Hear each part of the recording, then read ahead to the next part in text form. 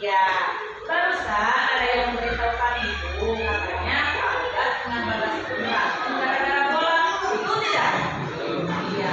Coba ceritanya seperti apa sampai berantem begitu? Pas pada tadi saya di lapangan itu ya sampai bola. Ya.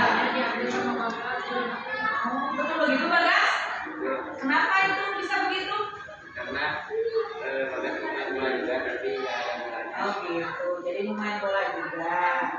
Ya, kalian masih ingat nggak tentang keyakinan kelas yang sudah kita sepakati di kelas? Coba sebutin salah satunya apa? Terus? Saling meminta maaf. Iya. Kira-kira perbuatan berantem bagus tidak? Perbuatan baik atau jelek? Nah, kalau begitu berarti harus saling memaafkan. Coba mau siapa dulu ya memaafkannya? Barengan aja ya, nah sebarengan aja, ayo salaman. Ya, jadi tidak akan diulangi kembali karena itu perbuatan jelek ya. Baik, karena kalian masih waktu istirahat, silakan lanjut lagi main sepak bola lagi ya. Ya, ya.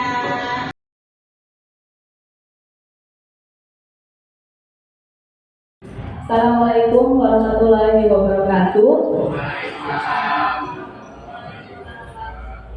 Puji syukur marilah kita panjatkan kehadirat Ilahi Lobit yang mana pada hari ini kita semua diberikan nikmat, yaitu nikmat sehat untuk bisa berkumpul di ruangan kelas 6 ini. Salawat serta salam semoga selalu tercurah kepada Nabi Muhammad SAW. Sebelumnya, saya mengucapkan banyak terima kasih kepada Bapak Ibu yang sudah bisa meluangkan waktu untuk bisa mengikuti kegiatan saya hari ini. Saya berdiri di sini bukan karena saya bisa dan juga bukan karena saya pintar, tetapi saya di sini berdiri untuk memenuhi salah satu tugas yang merupakan salah satu rangkaian dari pendidikan guru putra yang sedang saya jalani saat ini. Tugas ini yaitu di modul 1.4, yaitu tentang menyebarkan pemahaman dan penerapan pengalaman budaya positif di sekolah yang sedang saya ajar sekarang.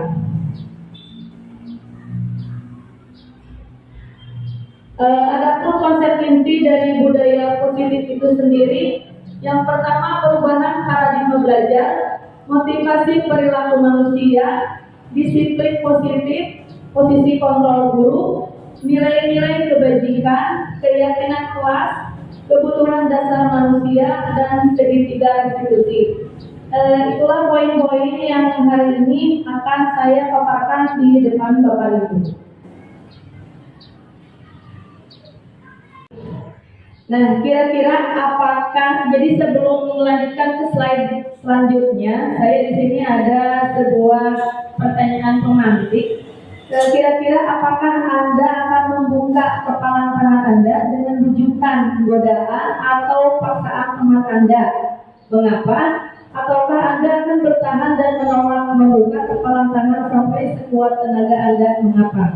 Nah, mungkin di sini dari Bapak Ibu ada yang mempunyai sesuatu yang berharga dalam diri Bapak Ibu, dan ketika ada teman atau rekan Ibu yang membujuk Ibu atau mungkin menggoda untuk membuka kepala tersebut gitu, atau dengan meminta hal yang berharga tersebut untuk diberikan gitu, atau bisa ditukar dengan mungkin kayak uang atau mungkin dengan rayuan, itu pasti berbeda ya dari Bapak dan Ibu. Ada mungkin yang mau dikasihkan atau mungkin ada yang tidak.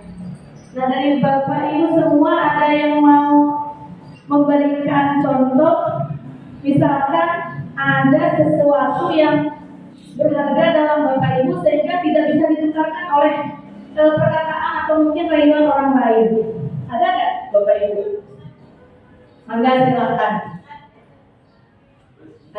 10.000, saya bilang enggak. Boleh enggak 100.000? Saya bilang tetap tidak akan membuka kepalan tangan saya. Artinya kepalan tangan ini yaitu sesuatu yang berharga dalam diri saya gitu. Terus bisa lah naikkan 1 juta gitu. Tapi tetap saya genggam gitu. Akhirnya orang itu bertanya, apa itu yang paling berharga dalam hidup Burani gitu. Saya akan menjawab, anak dan suami yang paling berharga untuk saya. Jadi tidak akan saya buka, tidak akan saya jual kepada orang lain. Mungkin ada dari Bapak Ibu yang mau bercerita tentang sesuatu hal gitu, sesuatu hal yang berharga dalam Bapak Ibu. Atau mungkin juga hal itu bisa dibeli dengan uang, ada juga seperti itu. Nah, mungkin ada dari Bapak Ibu yang mau menyampaikannya gitu. Ada? Hasil dari pengalaman sendiri. Ya, ada.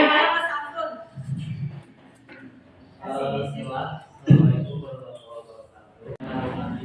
Karena kegiatan romantis ini salah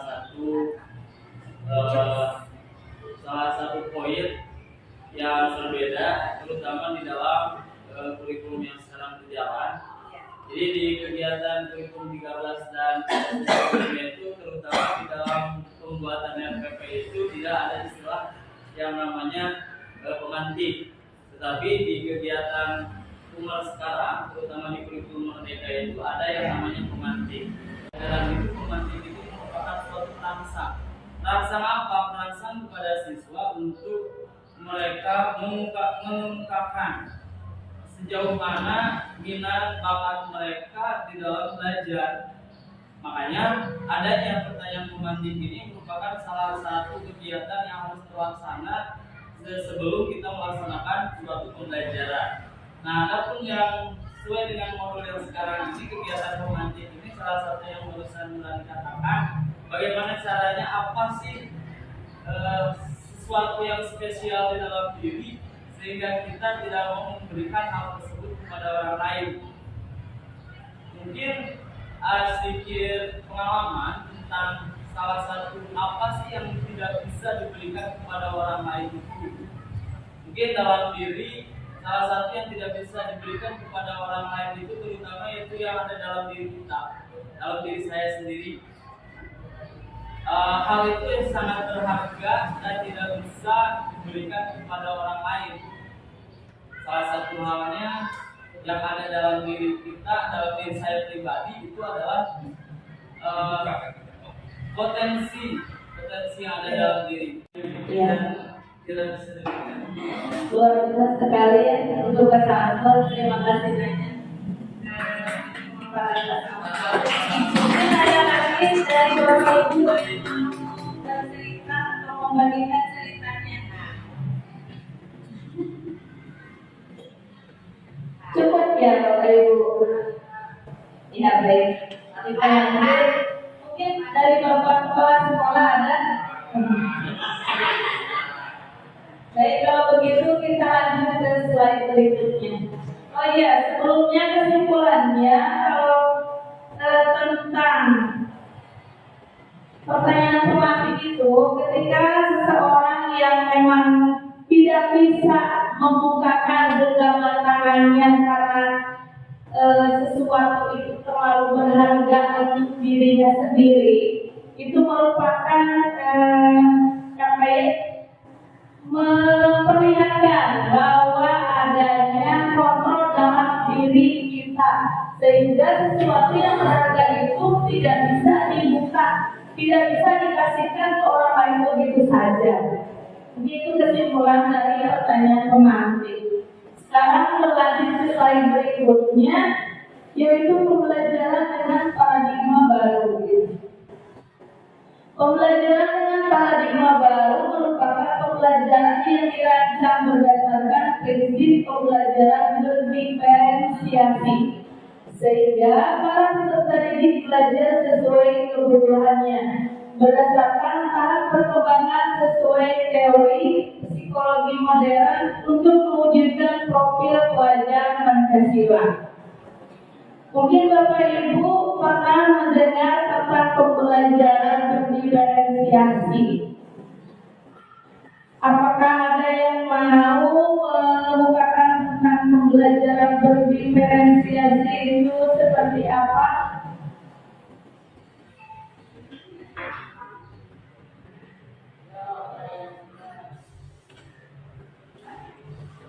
Pembelajaran berdiferensiasi.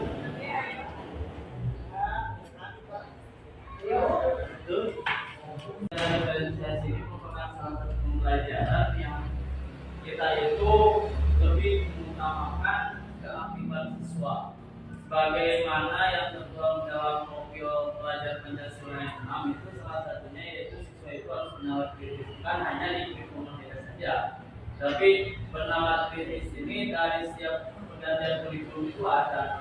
Cuman sekarang kurikulum ini lebih ditekankan kembali karena dengan perkembangan jalan kita tahun ini, sehingga siswa itu harus lebih proaktif dalam setiap pembelajaran dulu. Pembelajaran proaktif itu sering dikemukakan itu ketika waktu kuliah saja. Jadi ketika waktu kuliah itu yang lebih aktif itu adalah mahasiswanya ketimbang dosennya. Nah, pada jawaban itu sekarang diputar di sekolah dasar pun, sekolah dasar menengah dan atas itu harus sudah terlaksanakan. Jadi ketika pembelajaran itu kita hanya berfokus ketika masa kuliah saja. Maka sekarang lebih ditingkatkan dalam kurikulum merdeka ini yaitu bernalar kritis kepada siswa. Makanya sekarang kita mengenal dengan pembelajaran berdiferensiasi itu lebih difokuskan kepada siswa. Sehingga dalam belajar diferensiasi ini ada 3 komponen yang tidak bisa terpisahkan. Salah satunya kita bisa mengambil ke produknya atau prosesnya ataupun kontennya. Nah, ini merupakan salah satu proses yang tidak bisa terpisahkan. Kita tidak bisa hanya sekarang kontennya saja, tetapi proses dan produk kita tidak dihindarkan. Tapi semua ini harus berkesinambungan antara konten, proses dan produknya. Maka belajar diferensiasi setelah kita pelajaran diferensiasi itu ternyata seperti itu sudah dilakukan. Hanya kita tidak sadar aja ya Pak ya. Terima kasih Pak Samsul. Ya, Bu Ais, semoga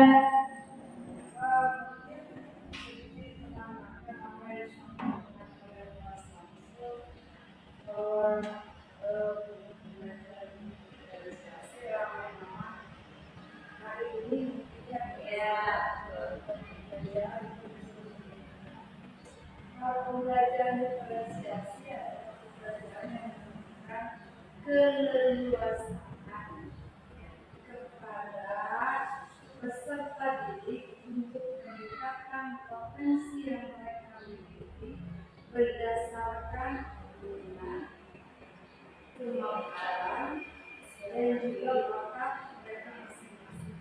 Jadi pembelajaran diferensiasi adalah pembelajarannya pada proses, bukan pada hasilnya saja atau produk, tapi yang dilakukan adalah pada proses pembelajaran itu. Terima kasih banyak Bu Ais dan Pak Samsul. Ya, jadi pembelajaran diferensiasi itu yaitu pembelajaran yang memberikan keleluasan kepada siswa untuk mengembangkan potensi dirinya sesuai dengan kesiapan belajar, minat belajar, dan profil belajar siswa itu sendiri atau bakat siswa itu sendiri. Dan pembelajaran berdiferensiasi itu tentu apa yang dikatakan oleh Pak Samsul dan Ibu Ais tidak hanya terfokus pada produk saja, tetapi pada kontennya juga. Terima kasih kepada Bu Ais dan Mas Samsul.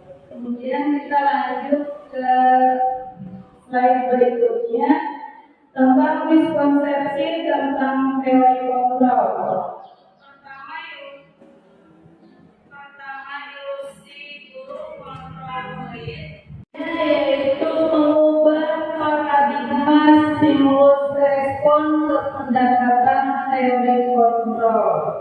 Stimulus respon itu sendiri merupakan pemahaman yang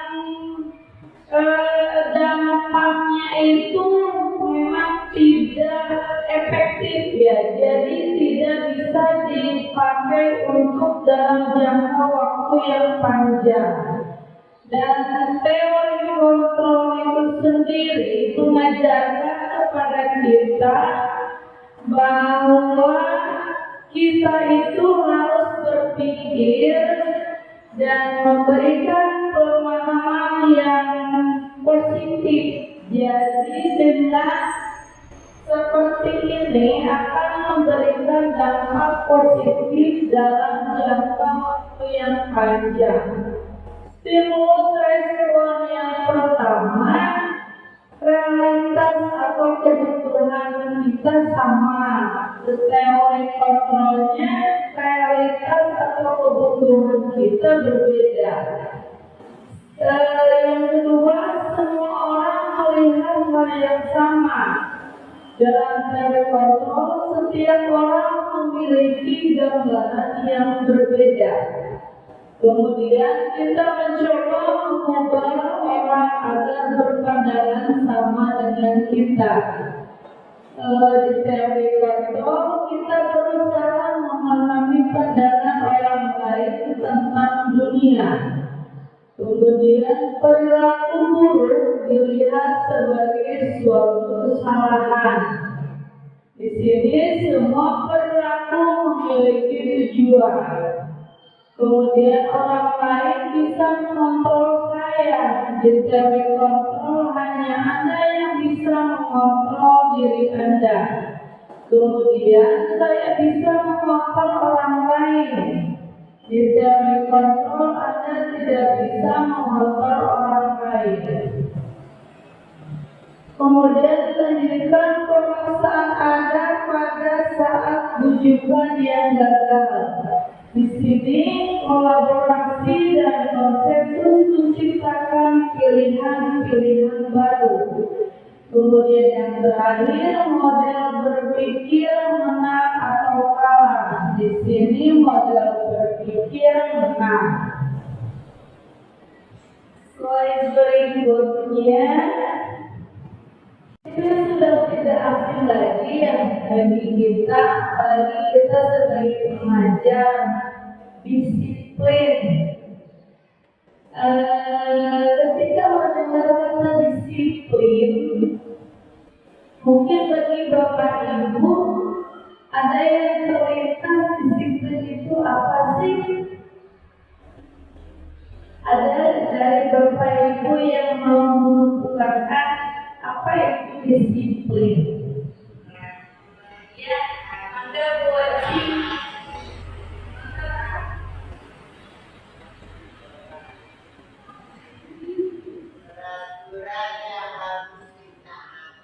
ya, itu berarti peraturan itu ya, itu peraturan. Anda wajib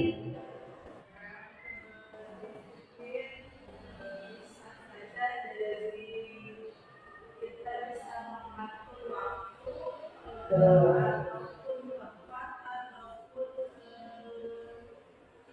yang lebih efisien.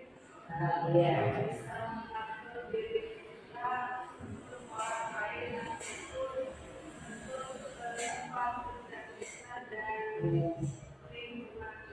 Ya. Jadi disiplin erat kaitannya dengan waktu, kemudian tetap planning tadi dengan peraturan, ya, erat dengan peraturan dan waktu. Mungkin ada lagi ya dari Bapak Ibu yang mau memberikan masukannya. Disiplin. Disiplin adalah taat Ya, Pak. aturan yang dibuat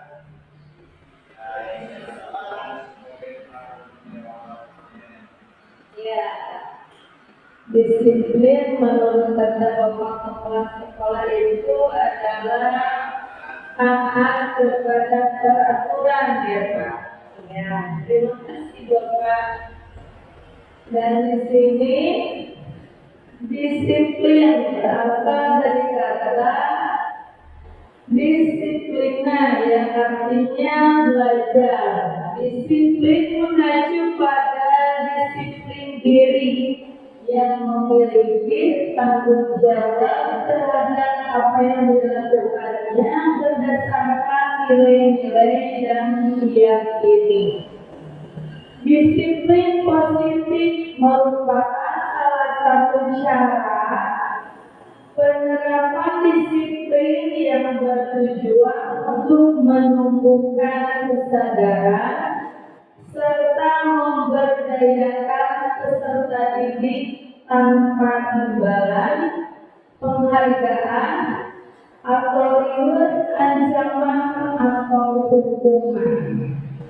Kemudian, sebagai pendidik, tujuan kita dalam menciptakan peserta didik yang memiliki disiplin diri, sehingga mereka berperilaku mengacu kepada nilai-nilai kebajikan universal dan memiliki motivasi intrinsik dalam perubahan perilaku ke arah yang lebih baik. Mungkin itu sedikit pengertian tentang disiplin positif.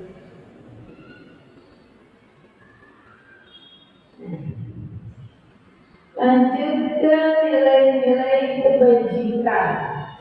Nilai yang disepakati bersama. Nilai-nilai kebajikan itu nilai-nilai yang disepakati bersama, lepas dari suku bangsa, agama, bahasa maupun latar belakangnya.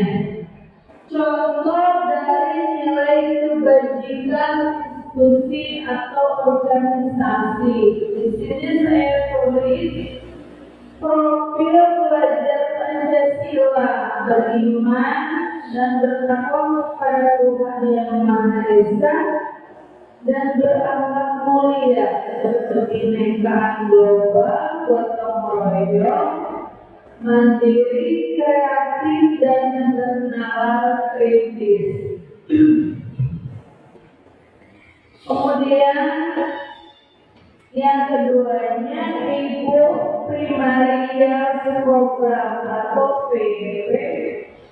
Di dalamnya ada toleransi, rasa hormat, integrasi, mandiri, menghargai, antusias, empati, keingintahuan, kreativitas, kerjasama, percaya diri, dan komitmen.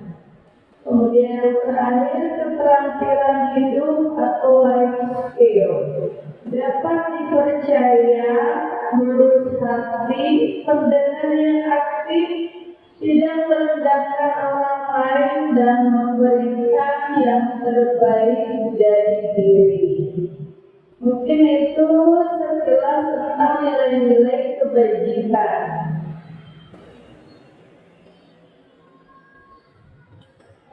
Slide berikutnya yaitu tentang kebutuhan dasar manusia. Kebutuhan dasar manusia adalah segala sesuatu yang kita lakukan untuk mendapatkan apa yang kita inginkan. Seluruh tindakan yang kita lakukan memiliki tujuan tertentu dan semua usaha terbaik yang kita lakukan adalah dalam rangka agar kebutuhan dasar kita terpenuhi dengan baik. Mungkin dari Bapak Ibu ada yang mau mengungkapkan apa saja sih kebutuhan dasar manusia itu?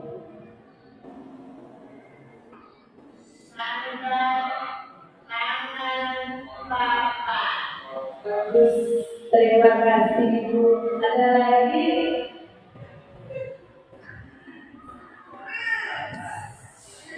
Ada lagi dari Bapak Ibu?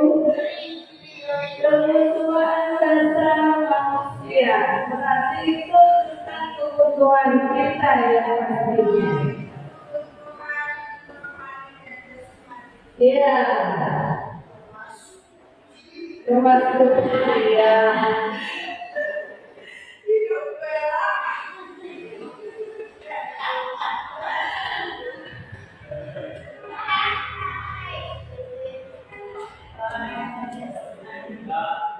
Ya, di sini ada 5 kebutuhan dasar manusia. Tadi yang sudah Ibu katakan sangat melengkapi ya, berarti itu masuk ke bertahan untuk hidup. Di antaranya makanan, pakaian, tempat tinggal, keamanan, dan kesehatan. Kemudian yang kedua, kasih sayang dan rasa cinta yang diterima, terutama ini di keluarga ya. Rasa diterima, ditemukan, berbagi, kerjasama menjadi bagian dalam kelompok. Penguasaan itu dalamnya harga diri, keinginan untuk dianggap, memimpin, berprestasi, diakui dan didengar. Kemudian kebebasan. Nah, kita juga perlu bebas ya Bu. Yang di dalamnya terdiri dari mandiri, memiliki pilihan, mencoba hal yang baru, mampu mengendalikan arah dirinya, serta kesenangan. Nah, di sini pastinya kesenangan itu harus ya Bu. Di antaranya bermain, humor, antusiasme, dan berkawan. Itu adalah 5 kebutuhan dasar manusia yang harus kita miliki agar 5 kebutuhan dasar tersebut terpenuhi. Kemudian slide berikutnya, motivasi perilaku manusia. Di sini untuk menghindari ketidaknyamanan atau hukuman, itu merupakan motivasi intrinsik. Untuk dapat mendapatkan imbalan atau penghargaan dari orang lain, serta untuk menjadi orang yang mereka inginkan dan menghargai diri sendiri dengan nilai-nilai yang mereka percaya.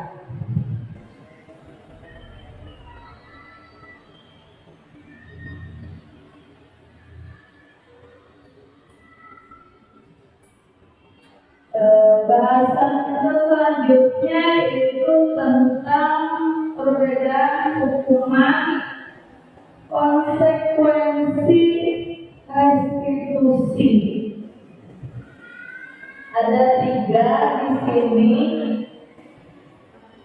Seorang pengajar harus bisa membedakan antara hukuman, konsekuensi, dan restitusi.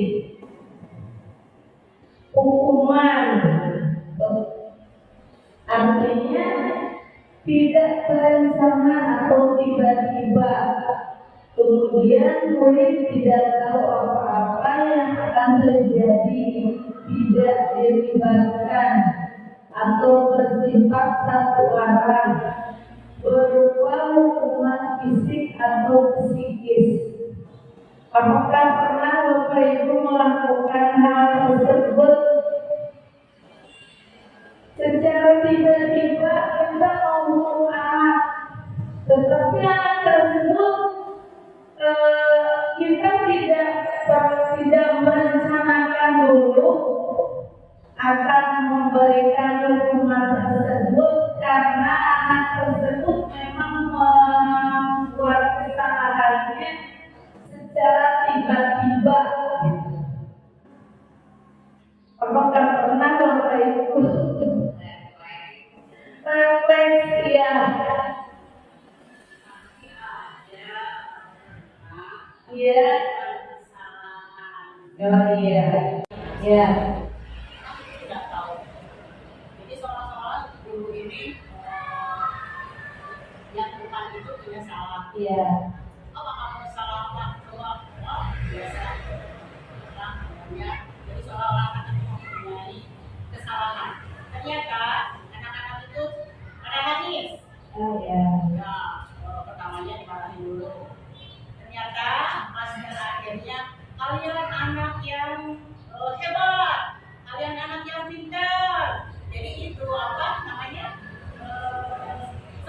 surprise ya. Ya. Itu terencana atau disepakati sesuai peraturan. Kemudian murid tetap dibuat tidak nyaman juga, dan juga setiap guru selalu memonitor murid. Dan yang terakhir ini restitusi, proses menciptakan kondisi bagi murid untuk memperbaiki kesalahan, atau proses kolaboratif yang mengajarkan murid untuk mencari solusi sendiri. Bagi saya sendiri, awalnya ketika saya mau masuk ke CGP, mungkin kata restitusi baru saya dapatkan ketika saya mendapatkan pendidikan di CGP ini, restitusi ya. Ketika saya baca juga restitusi ini, yaitu apa yang tadi seperti Ibu Ade sampaikan, semua kasus ya, bukan kasus ya, semua kasus. Kemudian guru itu memanggil siswa, guru memanggil siswa, kemudian menanyakan, tadi kata Ibu Ade menanyakan kesalahan apa yang sudah diperbuat ya, kemudian alasannya kenapa, kemudian ditanya juga ketika kelas atau bapak dan ibu guru dengan siswa-siswanya sudah membuat tentang keyakinan kelas di kelas, ketika ada anak yang membuat kasus, kita tanya, ketika kamu salah, keyakinan kelas apa yang sudah kamu langgar? Nah, ketika anak sudah menjawab, oh iya Bu, misalkan kasusnya menyontek gitu ya. Ketika menyontek,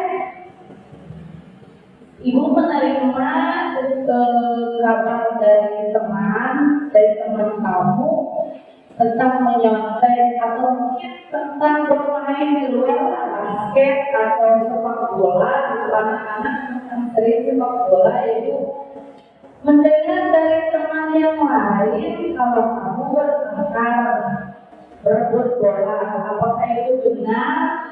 Nah, ketika ditanya dari mulai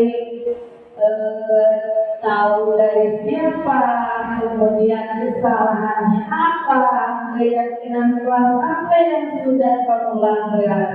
Kemudian ketika anak itu sudah menjawab keyakinan kelas ini, oh yang saya langgar, nah apa yang akan kamu perbuat, apa yang kamu perbaiki, seperti itu. Ternyata kita sering melakukan hal tersebut. Namun ketika mendengar kata restitusi, bagi saya sendiri itu asing. Ternyata ketika saya pelajari restitusi itu sering kita lakukan di kelas. Bahkan mungkin ketika setiap anak ada kesalahan, pasti kita akan panggil. Kemudian kita tanya, kemudian kita cari solusinya seperti apa sampai permasalahan tersebut selesai gitu. Itulah restitusi gitu ya. Nah, ya. Juga membuat merasa bersalah dan tenang. Jadi kadang ketika kita sebagai guru itu ada saatnya kita sebagai pengukur, kemudian memantau, manajer, membuat merasa bersalah, karena juga kita sebagai teman banyak ketika istirahat ya, apalagi anak perempuan mau curhat, posisi di situ kita kan sebagai teman ya, mendengarkan dari seorang siswa itu bercerita kepada kita. Itulah kita seharusnya 5 posisi kontrol guru di sini. Nah, di sini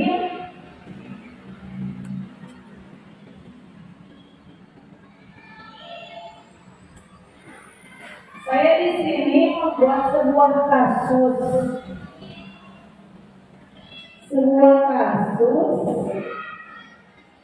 siswa tidak memakai atribut lengkap saat upacara bendera. Kenapa saya mengangkat kasus ini?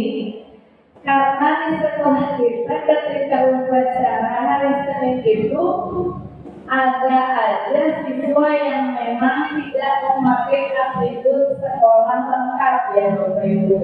Sebetulnya ada juga yang kesiapan, hanya saya mengangkat kasusnya satu di sini.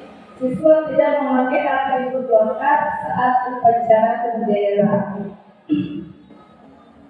Kita sebagai penghukum, ketika guru, kita sebagai penghukum, kita memberikan hukuman pada bendera selama 1 jam.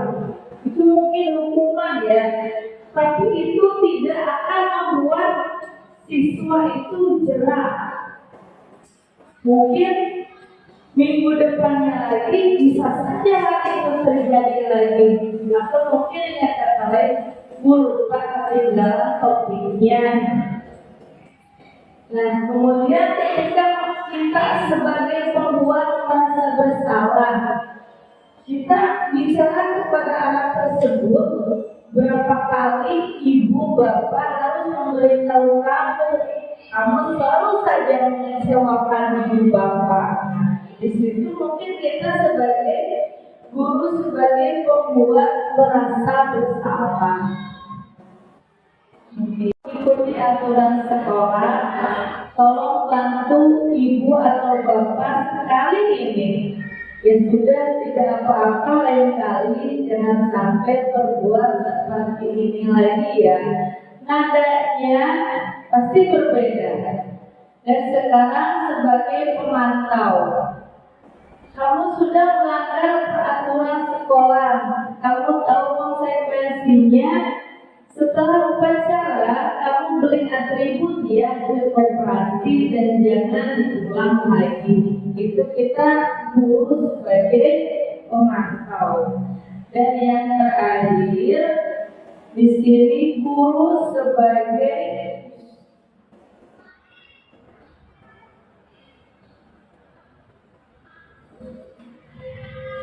kesalahanmu, dan kira-kira bagaimana kamu memperbaiki kesalahanmu.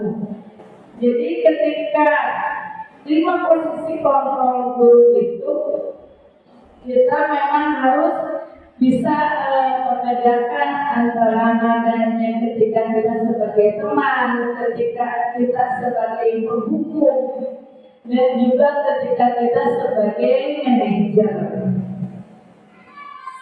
Berikutnya,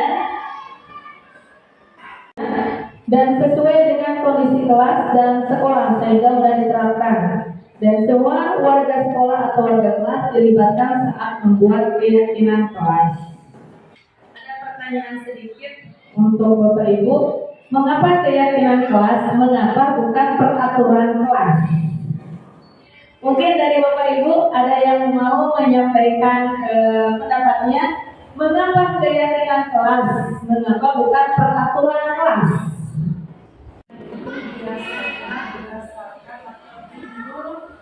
Dari kesadaran dan sendiri. Sementara peraturan adalah sesuatu hal yang harus kita lakukan, bukan berdasarkan keinginan diri kita sendiri, tetapi sudah merupakan suatu hal saja. Biasanya lebih baik kita keyakinan kelas, karena keyakinan kelas itu dibuat berdasarkan kemauan atau motivasi yang ada dari diri. Terima kasih Ibu, jawabannya luar biasa. Maka Mas Amsul, silakan.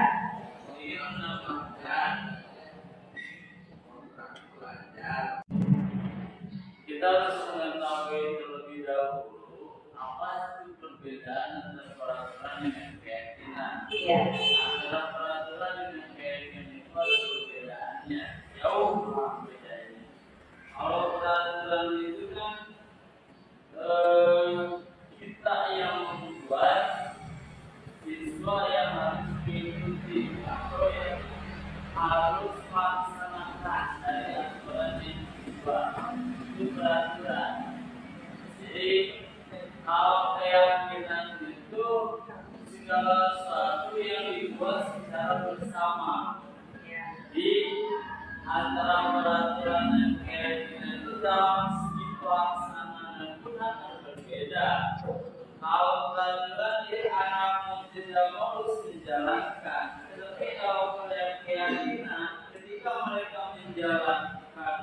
dijalankan. Nyaman, yuk kita mau buatlah kita keyakinan. Apa contohnya? Anak-anak kan pasti ya Betul. memilih Iya. tidak buang sampah sembarangan. Nah, Hanya iya. di kelas bacaan. Apalagi yang lain itu usulan-usulan dari anak itu kita kumpulkan, sudah dikumpulkan, nanti berapa yang harus dijadikan di situ. Nah, dibuatlah dengan dinding kayak itu aja, kayak apa ya? Kayak daftar. Iya. Jadi yang harus yang ada di diri anak-anak itu kita bikin ini gitu. Jadi anak-anak pas begitu mau melakukan, oh iya udah kesepakatan itu tidak jadi. Ya, seperti itu. Terima kasih. Iya. Contohnya, mari kita berdoa bersama-sama menurut keyakinannya. Tuh. Itu harap-harap tadi dari Ya. Baik, terima kasih Ibu. Terima kasih atas penyampaian pendapatnya dari Bapak Ibu semua. Jelas berbeda ya, peraturan kelas itu dibuat oleh guru dan sifatnya berupa memaksa untuk siswa. Sedangkan keyakinan kelas itu dibuat berdasarkan persetujuan antara guru dengan siswa. Jadi ketika ada siswa yang memang melanggar keyakinan kelas itu, apa yang harus dilakukannya? Nah, itulah keyakinan kelas yang disepakati oleh guru dan siswa. Kemudian lanjut ke slide berikutnya tentang segitiga restitusi yang tadi sudah dibahas sedikit tentang sebuah kasus dari Ibu Ade juga tadi sudah ada sedikit contoh. Segitiga restitusi yaitu suatu proses dialog yang dijalankan oleh guru agar dapat menghasilkan murid yang mandiri dan bertanggung jawab. Di sini segitiga restitusi ini ada 3 tahapan. Yang pertama, menstabilkan identitas, kemudian validasi tindakan yang salah, dan yang ketiga menanyakan keyakinan. Tentang yang pertama itu menstabilkan identitas ya. Jadi menstabilkan identitas itu bertanya kepada siswa yang mendapatkan siswa yang mengalami kasus tersebut bertanya, dan ini berdasarkan prinsip pembuat kesalahan adalah bagian dari proses pembelajaran. Yang pertama, berbuat salah itu wajar. Yang kedua, tidak ada manusia yang sempurna. 3, ibu bapak juga pernah melakukan itu. 4, ibu bapak tidak mau mencari siapa yang salah, tapi ibu bapak ingin mencari solusi dari permasalahan ini. Yang kelima, kamu pernah merasa begitu. Nah, itu pertanyaan-pertanyaan yang bisa diberikan kepada siswa yang mengalami kasus, dan kita panggil dan inilah pertanyaan yang termasuk ke dalam menstabilkan identitas. Dan kemudian tahap segitiga restitusi yang kedua yaitu validasi tindakan yang salah. Berdasarkan prinsip setiap perilaku berupaya memenuhi suatu kebutuhan tertentu. Yang pertama, indikatornya kamu pasti punya alasan mengapa melakukan hal itu. Yang kedua, padahal kamu bisa melakukan hal yang lebih buruk dari ini ya. Ketiga, kamu patut bangga karena telah melindungi sesuatu yang penting buatmu. Yang keempat, kamu melakukannya karena mempertahankan sesuatu yang penting bagimu. Nah, itu adalah indikator-indikator tentang validasi tindakan yang salah dalam sebuah kasus.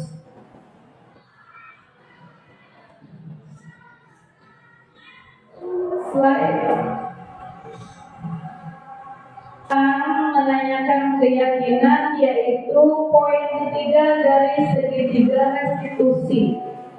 Berdasarkan prinsip teori kontrol bahwa pada dasarnya kita termotivasi secara intrinsik. Yang pertama, apa yang keyakinan kelas kita. Dua, nilai-nilai apa yang telah disepakati bersama, yaitu tentang tadi keyakinan kelas yang sudah disepakati oleh siswa dan guru. Kemudian yang ketiga, seperti apa gambaran sebuah kelas yang ideal menurut kamu. Yang terakhir, kamu ingin menjadi orang yang seperti apa. Di sini banyak slide yang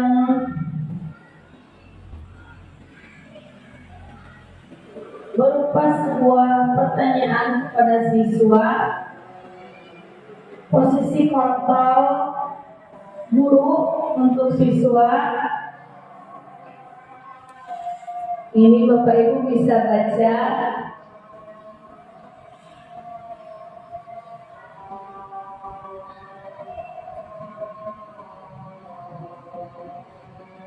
Yang pertama, ketika kita sebagai guru, posisi kontrol yang sering, bukan yang sering ya, yang harus dilakukan kepada siswa ketika siswa membuat salah. Ibu kecewa sekali dengan kamu. Kalau misalkan siswa tersebut memang sering membuat kasus, sehingga kita bisa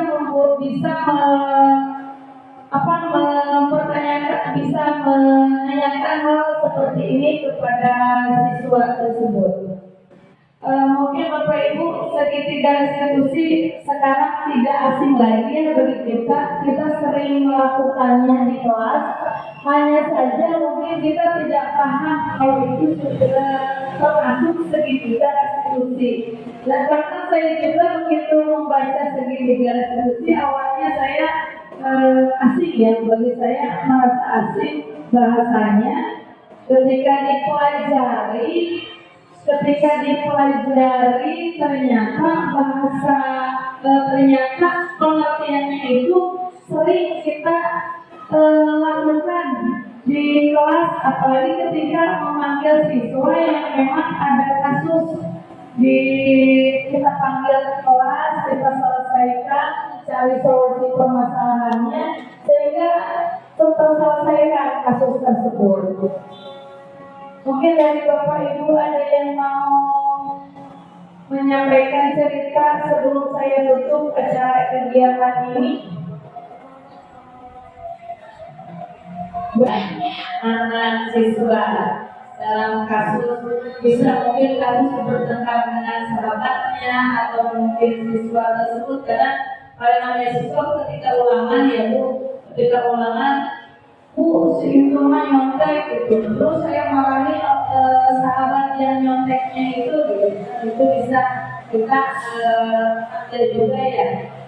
Sebetulnya di kelas sering ya kita melakukan hal tersebut, hanya mungkin kita tidak tahu yang namanya mungkin itu termasuk ke restitusi gitu. Ya, maka Bu.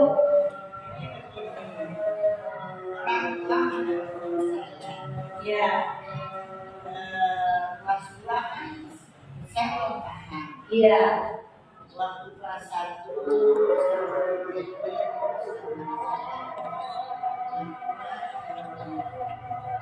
katanya kemudian bagaimana kalau saya kan? Iya. Katanya anak dari ini. Terus kalau ada anak bawa HP, Ya. terus kata saya kenapa sekarang Ya. semangatnya Tuh, ya. ada ya suatu waktu besoknya sekarang nah Ya. gimana sekolah yang saya tanya dulu Iya, betul. Iya. Kamu nyaman kan sekolah itu? Kenapa saya bilang nyaman? Karena orang tuanya mau gitu aja, anak itu suruh dipindahin aja. Tapi anak itu kelihatannya berat lah, Iya. dia nyaman di sini. Iya. Terus kalau saya tanya, gimana kamu nyaman sekolah? Saya nggak sanggup melakukan itu dari orang tua Iya. anaknya, Iya. cuman aksi saya aja. Iya. Terus sudah gitu,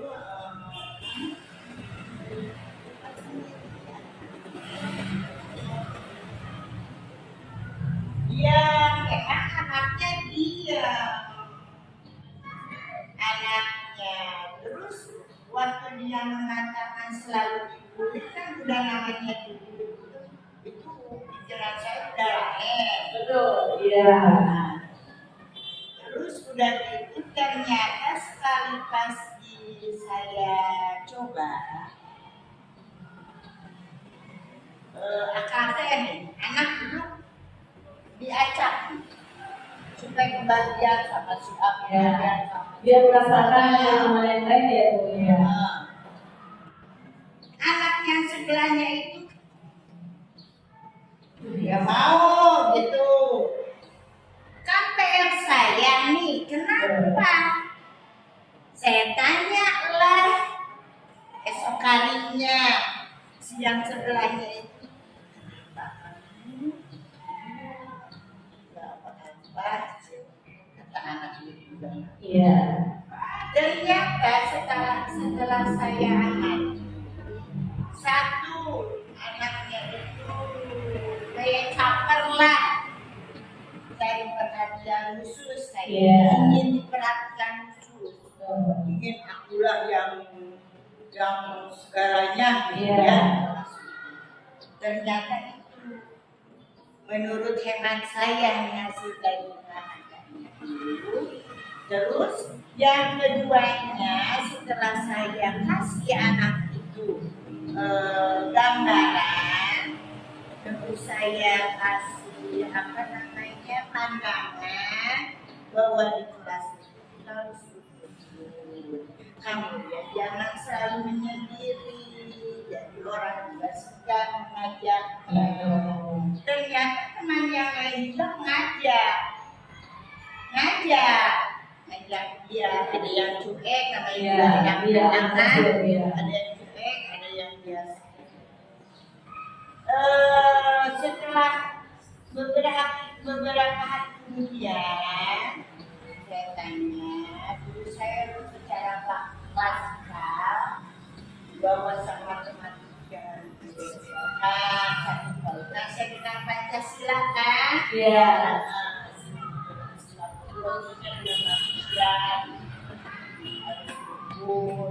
Harus berbagi atau harus apa. Nah, saya kasih apa sih namanya ilmu juga gitu ya. Iya. Alhamdulillah dia berbaur sekarang. Jadi tanpa kata mamanya itu kalau bawa HP guys, mungkin laporan dari anaknya, orang tuanya menanggapi lah, apa itulah. Jadi kita sebagai pendidik juga harus menyaring dulu, menyaring ini dari orang tua begini, kenyataan anak begini, dan kita yang menentukannya juga ya, nggak mungkin itu. Ya menampung, menyaring, menampung, biar menampung, dan apa itu menampung. Mungkin Ya, Salah terima satu kasih. pengalaman saya Ya, Pak. Ya. Baik, terima kasih Ibu. Nah, dari kasus Ibu Neneng tersebut, berarti Ibu Neneng itu memposisikan guru sebagai posisi kontrol yang mana ya? manajer. Nah, ya betul. Sebagai manajer, kemudian juga pembuat merasa bersalah ya tentunya membuat merasa bersalah karena ada yang terlibat orang tua juga dan mengakui itu memang kesalahannya juga. Terima kasih ya Ibu. Mungkin ada lagi dari Bapak Ibu yang mau menceritakan kasusnya? Ya, baik Ibu, terima kasih. Tentang keyakinan yang dibuat di kelas ya, sudah dibuatnya keyakinan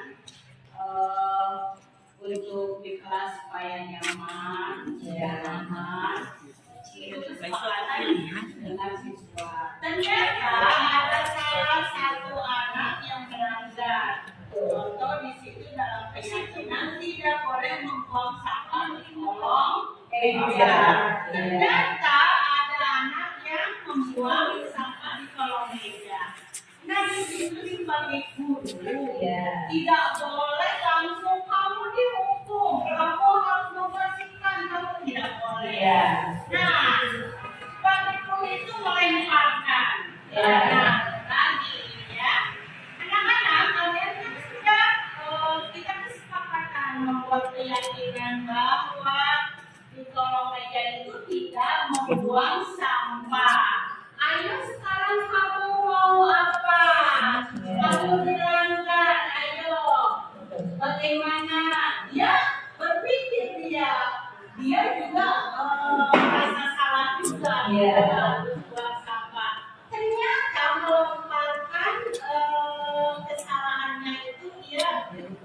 Saya janji mau membersihkannya. Jadi bukan disuruh oleh guru. Ternyata dia Kesadaran sendiri. ternyata dia dibersihkan. Jadi otomatis guru itu senang. Jadi dalam keyakinan itu kita ada kerjasama siswa. Ada kesepakatan ya Bu ya. Iya. Dari kasus Ibu Ali sendiri itu berarti Bu Andre memposisikan guru sebagai Apa ya? pemantau ya tentunya. Iya betul, sebagai pemantau. Ada lagi yang mau bercerita? Baik, sebelum saya mau minta dulu masukan dari Bapak Kepala Sekolah saya. Tentunya dalam hal yang sudah saya sampaikan, mohon kesediaannya Bapak untuk memberikan masukan dari saya.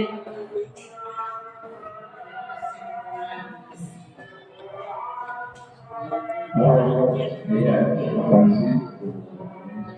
Pertama dalam tadi yang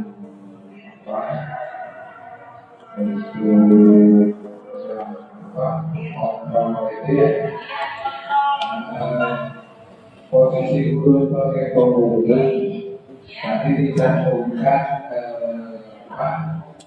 ketika ada anak yang tidak memakai atribut pelajaran, hukumannya adalah menghormat bendera 1 jam.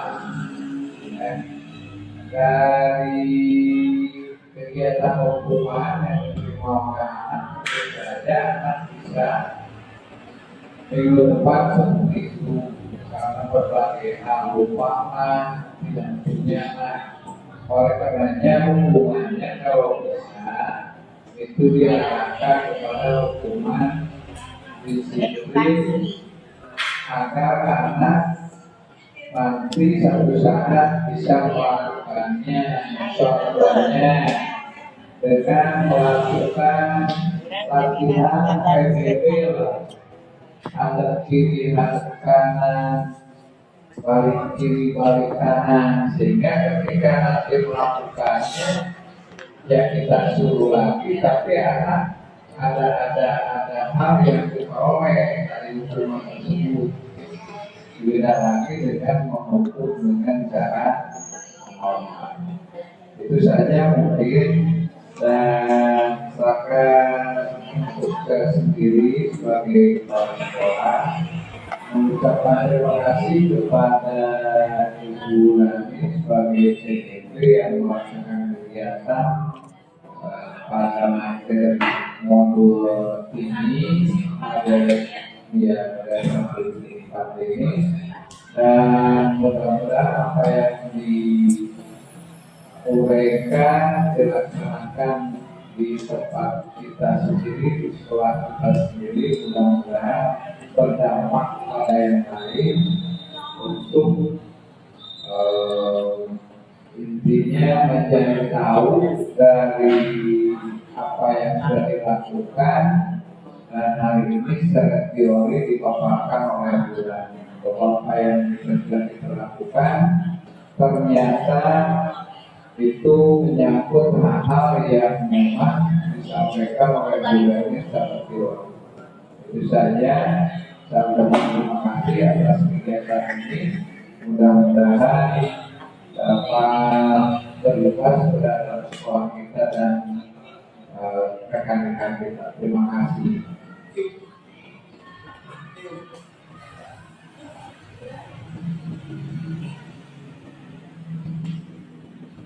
Terima kasih banyak Bapak Kepala Sekolah yang sudah memberikan masukan untuk saya. Bapak Ibu Guru yang saya hormati, terima kasih atas waktu yang sudah Bapak Ibu berikan untuk membersamai saya dalam kegiatan hari ini. Semoga dengan masukan-masukan dari Bapak Ibu kepada saya bisa meningkatkannya lebih baik, dan apa yang sudah saya paparkan ini menjadi bekal ya untuk saya sendiri, saya yang membuatnya, dan saya juga harus bisa mempertanggungjawabkannya. Semoga kesehatan selalu bersama kita. Terima kasih. Assalamualaikum warahmatullahi wabarakatuh.